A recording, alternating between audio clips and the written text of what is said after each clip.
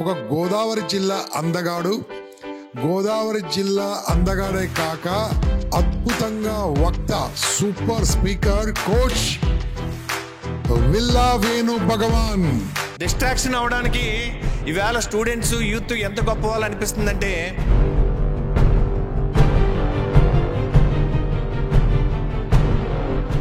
ఒకప్పుడు పాడవడానికి అవకాశం లేక పాడవలేదు.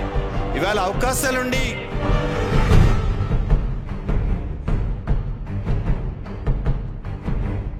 డబ్బు సంపాదన కోసం బిజినెస్ అనుకుంటున్నారు. కానీ మరి రతన్ టాటా గారు డబ్బు సంపాదించడం కోసం వాళ్ళు బిజినెస్లు పెట్టారా?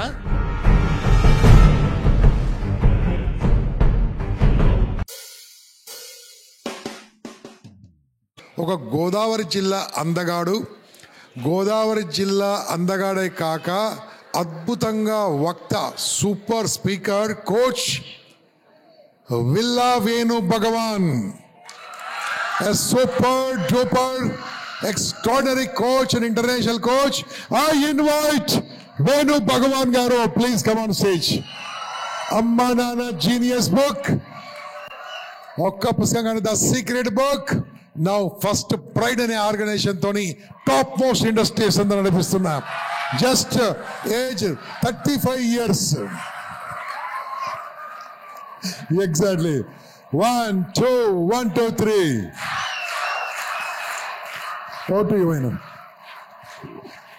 వెరీ గుడ్ మార్నింగ్ అందరికీ నమస్కారం. థ్యాంక్ యూ నూజెల్ల శ్రీనివాస్ గారు. మా గోదావరి యొక్క ఆ యొక్క మనస్సుని, ఆ ప్రేమని అవన్నీ ఒక పాటలో చెప్పారు. January 3rd అంటే ఈ సంవత్సరం ఫస్ట్ వీక్లో నేను కలిసి ఇక్కడ చెముడ్లంకలో స్కూల్లో ఒక ప్రోగ్రామ్ చేస్తున్నాం. అప్పుడే ఆయన చెప్పారు అమ్మా నాన్న జీనియస్ ఆయనకి ఎలా ఉపయోగపడిందో. ఒక 10 నిమిషాలు వీడియో కూడా మాట్లాడారు. Thank you so much. నేను కూడా ఈస్ట్ గోదావరి జిల్లా వన్నేనండి. So I'm brought up in Konaseema, Amalapuram. So thank you so much. And ఈ మధ్యన ఇంపాక్ట్కి నేను ఎక్కువగా రెగ్యులర్గా రాలేదు, బట్ రాజమండ్రి అనేటప్పటికి తప్పనిసరిగా రావాలని అనిపించింది. నెక్స్ట్ ఎరా ఈజ్ కాల్డ్ విజ్డమ్ ఎరా. సో ఇది రైటా, ఇది రాంగా అన్నది విషయం కాదు. ఇది మొరాలిటీయా, ఇది కల్చరల్ వాల్యూసా అన్నది సంబంధం లేదు. Universal values are different from cultural values. ఏ కల్చర్లో అయినా ఆ కల్చర్లో కొన్ని వాల్యూస్ ఉంటాయి, అవి ఆ కల్చర్లో చాలా గౌరవించబడతాయి. కానీ యూనివర్సల్ వాల్యూస్ అలా కాదండి. Universal values are loved and respected anywhere in the world. So wisdom అన్నది ఇది వివేకమా కాదా? ఇప్పుడు సపోజ్ వచ్చాక నెక్స్ట్ పాండమిక్ అంటే ఏంటండి? పాండమిక్ అంటే ప్రపంచవ్యాప్తంగా వచ్చేటటువంటి ఒక సమస్య కదా. సో నెక్స్ట్ పాండమిక్ ఏంటండి? ఉద్యోగాల కొరత. బ్యూటిఫుల్. సో నెక్స్ట్ పాండమిక్ ఏదైనా ఉందంటే అది మెంటల్ హెల్త్ పాండమిక్ అంట. ఎందుకు మెంటల్ హెల్త్ పాండమిక్ వస్తుంది? బికాజ్ ఏ పనినైనా 10 గంటల్లో ఈ పనిని 10 నిమిషాల్లో చేసేస్తుంది. మీరు మిగతా టైం ఖాళీ ఉండిపోతారు. మీకు డబ్బులు వస్తాయి, మీరు చేయాల్సిన పనిని చాలా ఫాస్ట్గా అవగొట్టేస్తుంది. ఈ టైంలో చేయడానికి మీకు ఏమన్నా పని ఉందా? ఏ పని లేకపోతే అప్పుడు మైండ్ ఏమవుతుంది? ఇది మానవాళి ముందున్న అతిపెద్ద సమస్య. బికాస్ పుట్టిన వెంటనే మనకి దేవుడు ఒక వరం ఇచ్చాడండి. ఆ వరం ఏంటంటే చాయిస్. ఏది ఎంచుకోవాలనుకున్నా అది ఎంచుకునే చాయిస్. ఇది ఒకప్పుడు ఉండేది కాదు ఇండియాలో. ఆడపిల్లలకు అసలు ఉండేది కాదు. ఏం చదువుకోవాలి, ఎవరిని పెళ్లి చేసుకోవాలి, చాయిస్ ఉండేది కాదు. ఇవాళ చాయిస్ ఎక్కువ ఉంది. మనం ఏదన్నా ఒక ఊరు వెళ్తే భోజనం చేయడానికి హోటల్ ఉండేది కాదు. ఇవాళ ఎన్ని చాయిసెస్ ఉన్నాయి. సో హాస్పిటల్ కూడా చాయిసెస్ ఉన్నాయి, స్కూల్ చాయిసెస్ ఉన్నాయి. ఒకప్పుడు ఏది చాయిస్ లేదు. అందరూ ఒకటే స్కూల్కి వెళ్ళాలి, ఒకటే కాలేజ్ వెళ్ళాలి, హాస్పిటల్ గవర్నమెంట్ హాస్పిటల్కే వెళ్ళాలి. సో ఇవాళ మనకి భోజనం చేయాలంటే హోటల్ లేకపోయినా స్విగ్గీ ఉంది. పూర్వం వేరే ఊరు వెళ్తే చుట్టాలింటికో ఎవరింటికో తప్ప భోజనం బయట దొరికేది కాదు. అందుకని ఆరోగ్య సమస్యలు కూడా వచ్చేవి కాదు.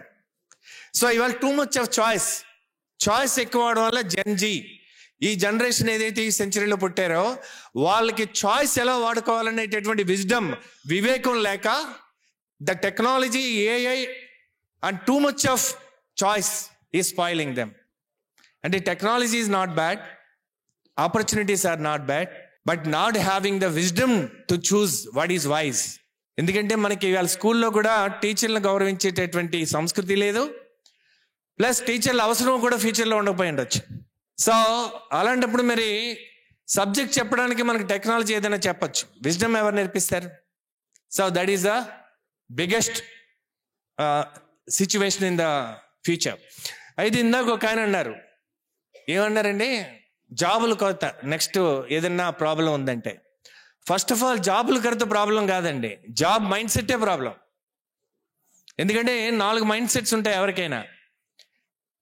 డబ్బులు సంపాదించాలంటే ఈ 4 ఆప్షన్స్ ఉన్నాయి. రాబర్ట్ కియోసకి గారు చెప్పినట్టు, employee, self employed, business owner, investor.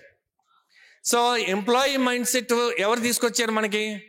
300 years ఎగో ఈ ప్రపంచం మీద ఎక్కడన్నా ఎంప్లాయ్మెంట్ ఉందా? ఇండియాలో ఉందా? Either people are self employed or entrepreneurs. ఇవాళ ప్రతిదానికి వెనకాల అగ్రిప్రీనర్, ఎడ్యుప్రీనర్ అండ్ ప్రీనర్ తగిలిస్తున్నారు కదా.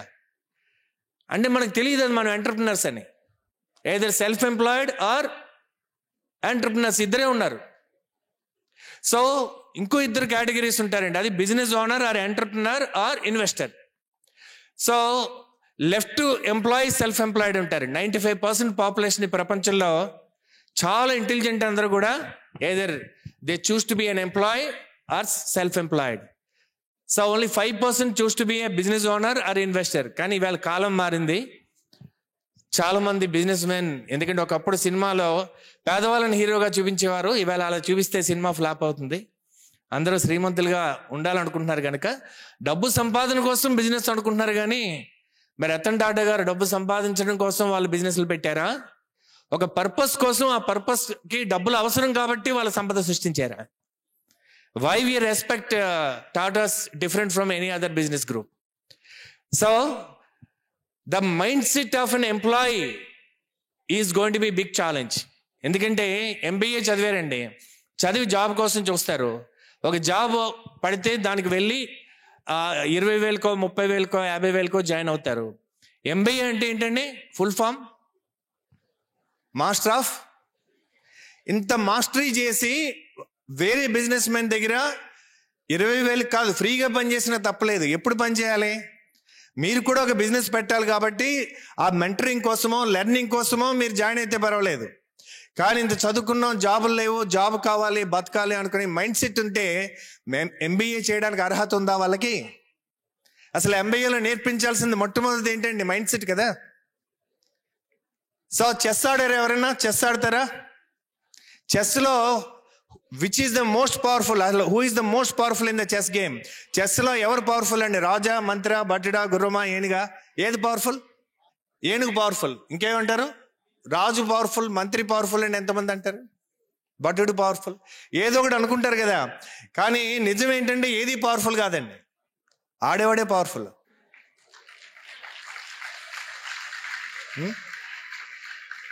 సో చిన్నప్పటి నుంచి మైండ్ ఎవర్ ఓన్ బిజినెస్ అంటే తిట్టనుకునేవాడిని. నాకు ఇప్పుడు అర్థమవుతుంది, mind ever own business.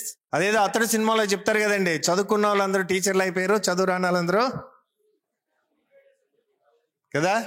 Back bencher will become leader in the society. ఎందుకంటే ఫ్రంట్ బెంచర్కి టీచర్ ఒకటే కనబడతారు. బ్యాక్ బెంచర్కి teacher, front student, middle average student, back student, ఎక్కడ ఏం జరుగుతుందో, ఏం అఫైర్ జరుగుతున్నాయి, మొత్తం సొసైటీని అబ్జర్వ్ చేసేది బ్యాక్ బెంచరే. అందుకే మైండ్ సెట్ కూడా 5 మైండ్స్ ఉంటాయండి. Monkey mind, donkey mind, butterfly mind, eagle mind, monk mind. Monkey mind అంటే మైండ్ ఎక్కడ నిలబడదని, దేని మీద ఫోకస్ లేదు. వేళ 20,000 నుంచి 60,000 ఆలోచనలు వస్తాయి రోజు. మరి ఫోకస్ లేకుండా రిజల్ట్స్ ఎలా వస్తాయి? రిజల్ట్స్ రావాలంటే ప్రతిరోజు టీ తాగాలి. తాగుతారా టీ? టీ అంటే థాట్స్, ఎమోషన్స్ అండ్ యాక్షన్స్ అని. Right thought leads to right action, right emotions, right emotion lead to right actions. So mind దేని మీద ఫోకస్ చేయకపోతే ఎట్లా రిజల్ట్స్ వస్తాయి? డిస్ట్రాక్షన్ అవడానికి ఈవేళ స్టూడెంట్స్, యూత్ ఎంత గొప్ప వాళ్ళు అనిపిస్తుందంటే, ఒక 30 years బ్యాక్ ఇన్ని డిస్ట్రాక్షన్స్ లేవు. ఇవాళ ఇంత టెక్నాలజీ, ఇన్ని డిస్ట్రాక్షన్స్, ఇంత సోషల్ మీడియా ఉండి కూడా ఇవాళ యూత్ ఎవరైనా సక్సెస్ అయ్యి వాళ్ళు బాగుపడుతున్నారంటే అది చాలా గొప్ప వాళ్ళండి వాళ్ళు. ఒకప్పుడు పాడవడానికి అవకాశం లేక పాడవలేదు, ఇవాళ అవకాశాలుండి సక్సెస్ అవుతున్నారంటే, వాళ్ళు ఏదైనా సాధిస్తున్నారంటే that's really something amazing. So monkey mind నుంచి డాంకీ మైండ్ అంటే కొన్నాళ్ళకి తెలియకుండా విక్టిమ్ మైండ్ అయిపోతుందండి. ఇంత చదువుకున్నా, ఇంత చేస్తున్నా, నాకు రావట్లేదు ఏంటి అని. ఎందుకంటే చాలా మందికి లైఫ్లో ఒక మిషన్ లేదండి. Ordinary people seek jobs. Ordinary మనుషులు జాబ్ల కోసం చూస్తారు. Extraordinary people build career. Exceptional people create a mission in life. దాన్ని ఇన్ఫైనిటీ గేమ్ అంటారు. 2 గేమ్స్ ఉంటాయండి. ఒకసారి పుట్టాక మీకు చాయిస్ లేదు, you're a player. Once you're born you're player. మీకు చాయిస్ ఉంది. 2 రకాల గేమ్స్ ఆడొచ్చు, 2 రకాల మైండ్ సెట్తో. Finite mind set or infinite mind set. Finite mind set ఏంటంటే మన బాడీ ఈజ్ ఫైనైట్, ఇది ఎప్పటికైనా అంతరించిపోతుంది. మన సోల్స్ ఆర్ ఇన్ఫైనైట్. సో ఇవాళ ఎవరైతే రతన్ టాటా గారు వీళ్ళందరూ గొప్ప వాళ్ళు అనుకుంటున్నామో, వాళ్ళు అంతరించిపోయి వాటి గురించి పనిచేశారా, అంతరించిన వాటి గురించి పనిచేశారా? కదండి. ఆత్మవిశ్వాసం అన్నది ఎక్కడి నుంచి వస్తుంది? So what is your source? జీవితంలో 2 కాంటెక్స్ట్లు అండి. మీరు దేని నుంచి ఆపరేట్ చేస్తున్నారు? లాస్ట్ ఇయర్ ముంబైలో ఒక ఈవెంట్ బీయింగ్ మీద ఆర్గనైజ్ చేసినప్పుడు I am fortunate to be part of that. దాంట్లో ఒక మాట చెప్పాం, అదేంటంటే it doesn't matter where you are going. మీరు జీవితంలో ఎక్కడికి వెళ్తున్నారో అన్నది పెద్ద విషయం కాదు. What matters is where you are coming from. మీరు ఎక్కడి నుంచి వస్తున్నారు అన్నది విషయం. Are you coming from love or fear? 2 context లైఫ్లో.